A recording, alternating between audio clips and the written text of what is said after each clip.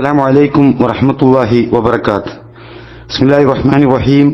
الحمد لله رب العالمين والصلاة والسلام على رسول الأمين وعلى آله وصحبه أجمعين. أما بعد.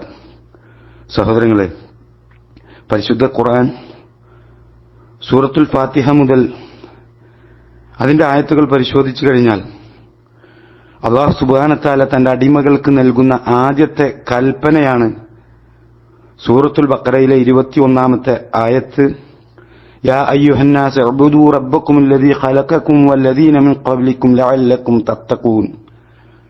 ജനങ്ങളെ, നിങ്ങളെയും നിങ്ങളുടെ മുൻഗാമികളെയും സൃഷ്ടിച്ച നിങ്ങളുടെ റബ്ബിനെ നിങ്ങൾ ആരാധിക്കുവിൻ, നിങ്ങൾ സൂക്ഷ്മതയുള്ളവർ ആകുവാൻ വേണ്ടി അത്രയധികം. ഈ വിഷയം കഴിഞ്ഞ ക്ലാസ്സിൽ നമ്മൾ ചർച്ച ചെയ്തതാണ്.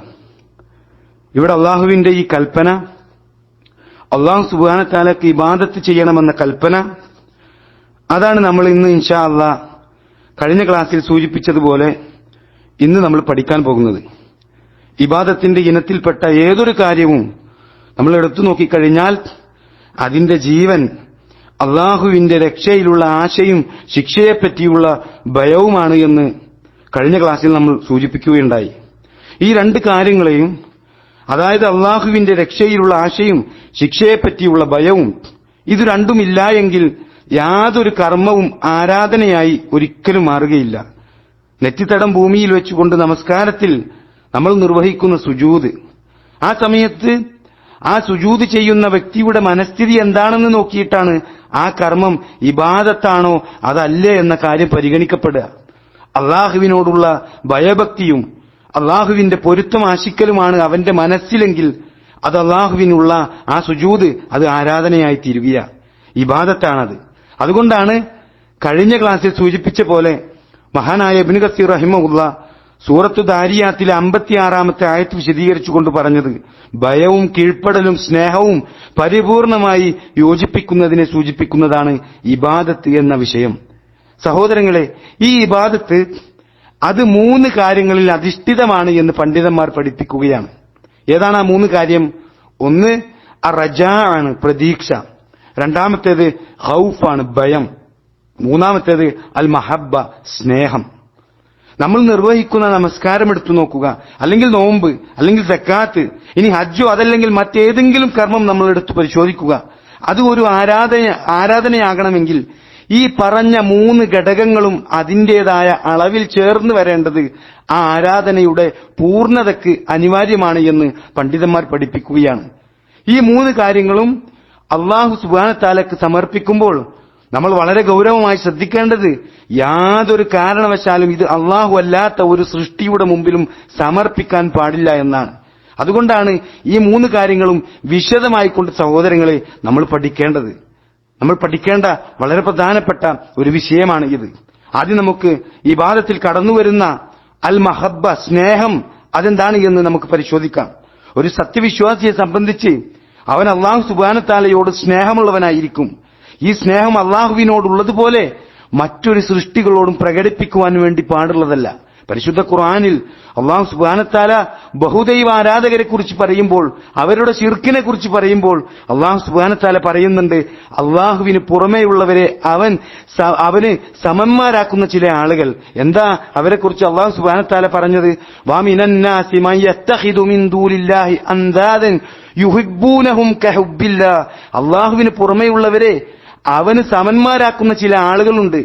അള്ളാഹുവെ സ്നേഹിക്കുന്നത് പോലെ ഈ ആളുകൾ അവരെയും സ്നേഹിക്കുന്നുവെന്ന അള്ളാഹു സുബ്ഹാനഹു വ തആല സൂറത്തുൽ ബഖറയിലെ 165ാമത്തെ ആയത്തിലൂടെയാണ് സഹോദരങ്ങളെ ഈ കാര്യം പറയുന്നത്. അതായത് മുശ്രിക്കുകളായ ശിർക്ക് ചെയ്യുന്ന ആളുകൾ അവർ അള്ളാഹുവെ സ്നേഹിക്കുന്നത് പോലെ അവർ ആരാധിക്കുന്ന വസ്തുക്കളെ അവർ സ്നേഹിക്കുന്നു എന്നാണ്. ഇബാദത്തിന്റെ ഏറ്റവും പ്രധാന ഘടകമാണ് സഹോദരങ്ങളെ അൽ മഹബ്ബ, സ്നേഹമെന്ന് പറയുന്നത്. അള്ളാഹുവിന് സമന്മാരെ സങ്കല്പിക്കുന്ന ഈ ബഹുദൈവാരാധകർ, അതായത് ശിർക്കിന്റെ വക്താക്കൾ, അവർ അള്ളാഹുവിനെ സ്നേഹിക്കുന്നത് പോലെ അവരെയും സ്നേഹിക്കുന്നു എന്നാണ് പരിശുദ്ധ ഖുർആൻ പറയുന്നത്. ഈ രൂപത്തിലുള്ള മുഹബ്ബത്ത് അത് മനുഷ്യനെ മഹാപാപമായ ശിർക്കിലേക്ക് കൂപ്പുത്തുവാൻ വേണ്ടി കാരണമാകുമ്പോൾ സഹോദരങ്ങളെ നമ്മൾ ഈ സ്നേഹത്തെക്കുറിച്ച് ശരിക്കും മനസ്സിലാക്കേണ്ടതുണ്ട്. സഹോദരങ്ങളെ, മുഹബ്ബത്ത് അത് 2 വിധത്തിലുണ്ട്. ഒന്ന് മുഹബ്ബത്ത് ഉബൂദിയ, ആരാധനപരമായ സ്നേഹമാണത്. രണ്ടാമത്തേത് മുഹബ്ബത്ത് ഗൈറു ഉബൂദിയ, ആരാധനപരമല്ലാത്ത സ്നേഹമാണത്. ഇവിടെ മുഹബ്ബത്ത് ഉബൂദിയയുടെ, അതായത് ആരാധനപരമായ സ്നേഹത്തിന്റെ ഉദാഹരണമാണ് ഇഷ്ടപ്പെടുന്നവനോട് അതിയായ താഴ്മയോടും വിനയത്തോടും അനുസരണത്തോടും അവന് അർപ്പിക്കുന്ന സുജൂദും ബലിയും നേർച്ചയുമൊക്കെ. ഇതൊക്കെ നമ്മൾ അള്ളാഹുവിന് മാത്രമാണ് അർപ്പിക്കേണ്ടത്. അള്ളാഹു അല്ലാത്തവർക്ക് അർപ്പിച്ചു കഴിഞ്ഞാൽ അത് ശിർക്കായി പരിണമിക്കും.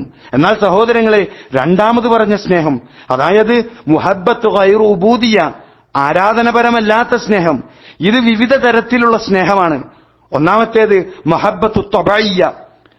മുഹബ്ബത്തു ത്വബയ്യ എന്നാണ് പണ്ഡിതന്മാർ അതിനെ വിശേഷിപ്പിച്ചത്. അതായത് ത്വബയ്യായ പ്രകൃതിപരമായ സ്നേഹം. ഉദാഹരണത്തിന് ഒരാൾക്ക് ഭക്ഷണത്തോടും പാനീയത്തോടും അതുപോലെ മറ്റു ഭൗതിക കാര്യങ്ങളോടൊക്കെയുള്ള ഒരു സ്നേഹം, ഇത് ഇസ്ലാമിൽ അനുവദനീയമായ കാര്യമാണ്. ഇനി രണ്ടാമത്തേത് മഹബ്ബത്തു ഇജ്ലാൽ എന്ന് പറയും. അതായത് ബഹുമാനത്തോടെയുള്ള സ്നേഹമാണത്. ഒരു വിശ്വാസിയായ മകന് തന്റെ പിതാവിനോടുള്ള, തന്റെ മാതാവിനോടുള്ള സ്നേഹം, ഈ സ്നേഹം ബഹുമാനത്തോടെയുള്ള സ്നേഹമാണ്. അതുപോലെ ഇനി മൂന്നാമത്തേത് അത് മുഹബ്ബത്തു ഇഷ്ഫാഖ് എന്നാണ് പണ്ഡിതന്മാർ അതിനെ സൂചിപ്പിച്ചത്. അതായത് വാത്സല്യത്തോടു കൂടിയുള്ള സ്നേഹം. ഈ സ്നേഹത്തിന് ഉദാഹരണമാണ് ഒരു പിതാവ് സ്വന്തം മകനോട് കാണിക്കുന്ന സ്നേഹം. അതുപോലെ സഹോദരങ്ങളെ, മറ്റൊരു ഇനമാണ് നാലാമത്തേത്. അത് ആ സ്നേഹം അത് മഹബ്ബത്തു മുസാഹബ എന്നാണ് പണ്ഡിതന്മാർ പറയാ. അതായത് സുഹൃത്തുക്കളോടുള്ള സ്നേഹമാണ്. നമ്മൾ കൂട്ടുകാരെയൊക്കെ പരസ്പരം നമ്മൾ കൂട്ടുകാർ പ്രകടിപ്പിക്കുന്ന സ്നേഹം. ഈ 4 രൂപത്തിലുള്ള സ്നേഹവും സഹോദരങ്ങളെ അത് ദീനിൽ അനുവദനീയമായ കാര്യമാണ്.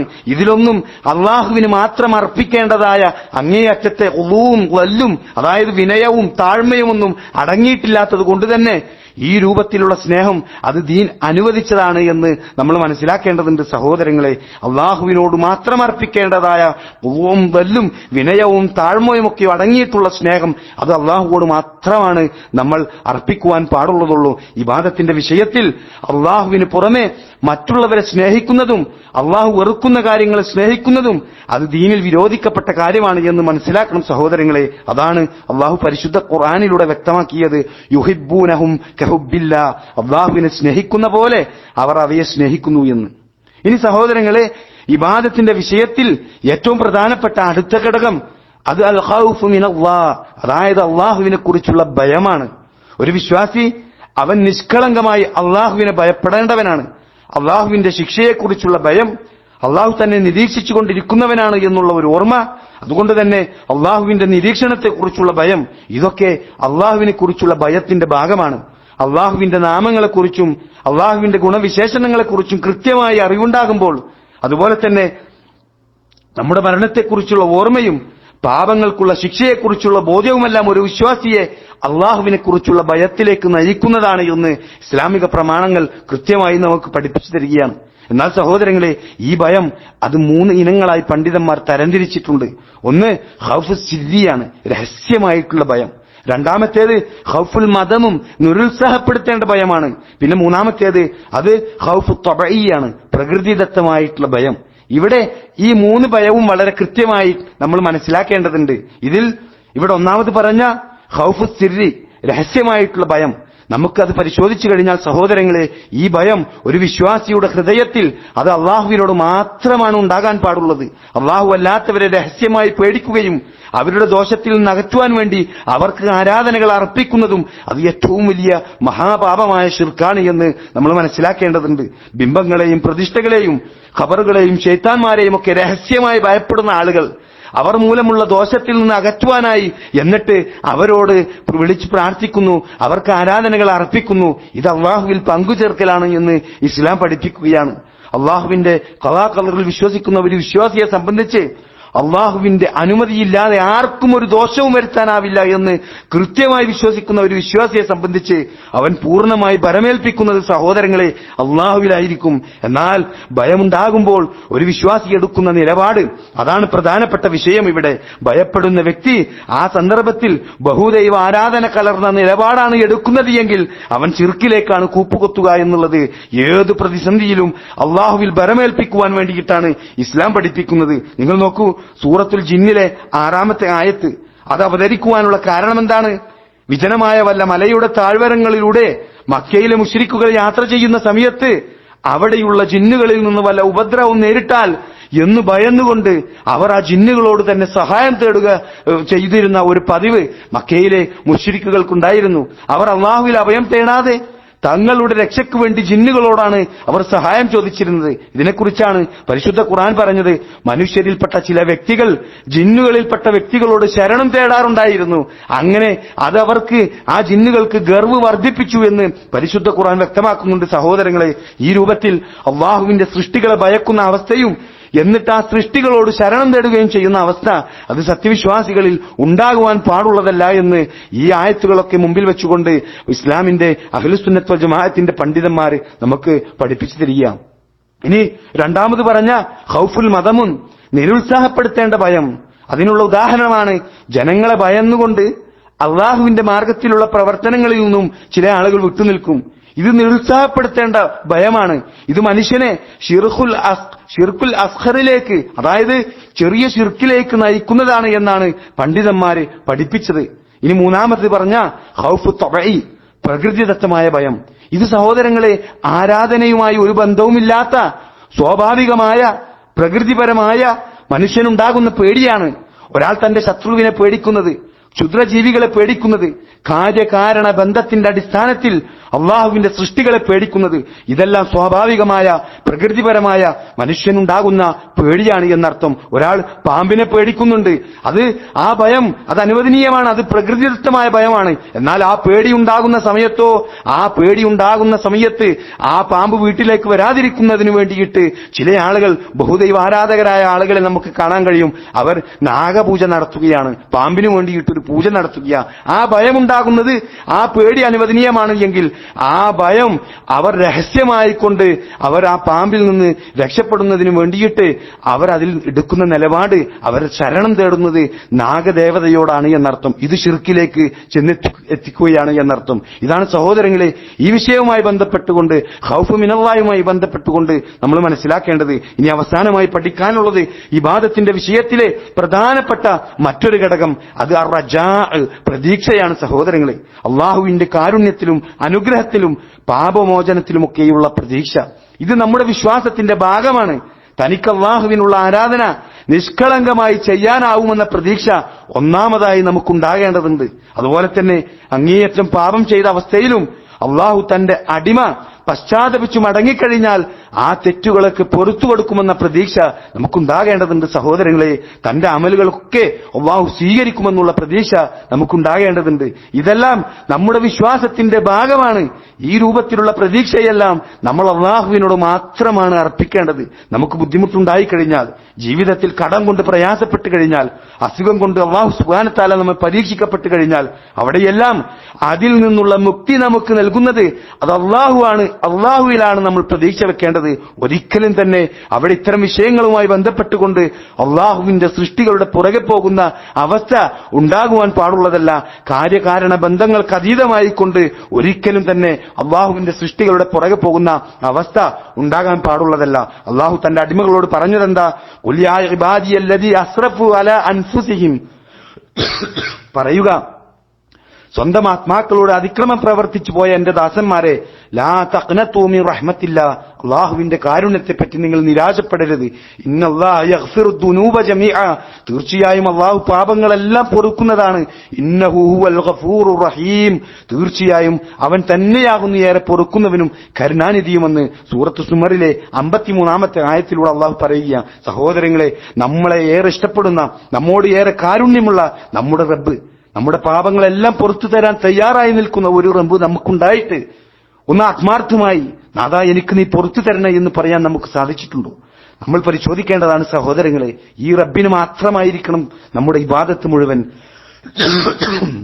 ഇബാദത്തിന്റെ 3 ഘടകങ്ങളായ സ്നേഹവും പ്രതീക്ഷയും ഭയവും ശരിയായ അളവിൽ സമന്വയിപ്പിച്ചുകൊണ്ട് പരിശുദ്ധ ഖുർആൻ നബി സല്ലല്ലാഹു അലൈഹി വസല്ലമയുടെ ചര്യയും പകർന്നു തന്ന നമ്മുടെ പൂർവികരായ സലഫു സ്വാലിഹീങ്ങൾ മാതൃകയാക്കിയ രൂപത്തിൽ നമ്മൾ അല്ലാഹുവിന് ഇബാദത്ത് എടുക്കണം. നിങ്ങൾ നോക്കൂ, പരിശുദ്ധ ഖുർആനിലെ ആദ്യത്തെ അധ്യായമായ സൂറത്തുൽ ഫാത്തിഹ, അവിടെ നമുക്ക് ഇബാദത്തിന്റെ പ്രധാനപ്പെട്ട ഈ 3 ഘടകങ്ങളും കാണുവാൻ വേണ്ടി സാധിക്കും. സൂറത്തുൽ ഫാത്തിഹ തുടങ്ങുന്നത് അള്ളാഹുവിനോടുള്ള സ്നേഹം പ്രകടിപ്പിച്ചുകൊണ്ടാണ്. അൽഹംദുലില്ലാഹി റബ്ബിൽ ആലമീൻ, സർവ്വലോക പരിപാലകനായ അള്ളാഹുവിനാകുന്നു സർവസ്തുതിയും. ഇവിടെ അള്ളാഹുവിനോടുള്ള സ്നേഹത്തിന്റെ പ്രകടനമാണ് അള്ളാഹുവിനുള്ള സർവസ്തുതിയും. തുടർന്ന് സൂറത്തുൽ ഫാത്തിഹയിൽ അർ റഹ്മാനിർ റഹീം എന്ന് വിശേഷിപ്പിച്ചത്, പരമകാരുണികനും കരുണാനിധിയുമെന്ന് അള്ളാഹുവിനെ വിശേഷിപ്പിച്ചത് അള്ളാഹുവിന്റെ കാരുണ്യത്തിലുള്ള അങ്ങേയറ്റത്തെ പ്രതീക്ഷയാണ്.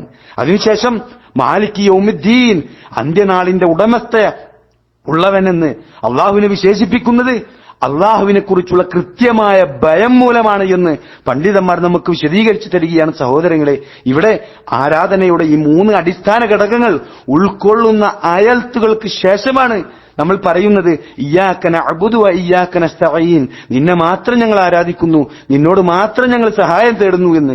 ഇവിടെ ഈ ഒരു ഇബാദത്ത്, അതായത് നിഷ്കളങ്കമായ അങ്ങേയറ്റം താഴ്മയോടും വിനയത്തോടുമുള്ള ആരാധനപരമായ സ്നേഹം അള്ളാഹുവിനോട് മാത്രമാക്കുകയും രഹസ്യമായും പരസ്യമായും അള്ളാഹുവിന്റെ ശിക്ഷയും നിരീക്ഷണവും ഭയപ്പെട്ടുകൊണ്ട് അള്ളാഹുവിന്റെ കാരുണ്യത്തിൽ എല്ലാവിധ പ്രതീക്ഷയും അർപ്പിക്കുന്നവനാകാൻ വേണ്ടിയിട്ടാണ് സഹോദരങ്ങളെ. അങ്ങനെയുള്ള ആളുകളാണ് സഹോദരങ്ങളെ യഥാർത്ഥ സത്യവിശ്വാസി എന്ന് നമ്മൾ മനസ്സിലാക്കണം. ഇതാണ് ഇബാദത്ത് എന്ന വിഷയവുമായി ബന്ധപ്പെട്ടുകൊണ്ട് വളരെ ചുരുക്കി സഹോദരങ്ങളെ നിങ്ങളോട് പറയുവാനുള്ളത്. അള്ളാഹു സുബ്ഹാനഹു വ തആല അനുഗ്രഹിക്കുമാറാകട്ടെ.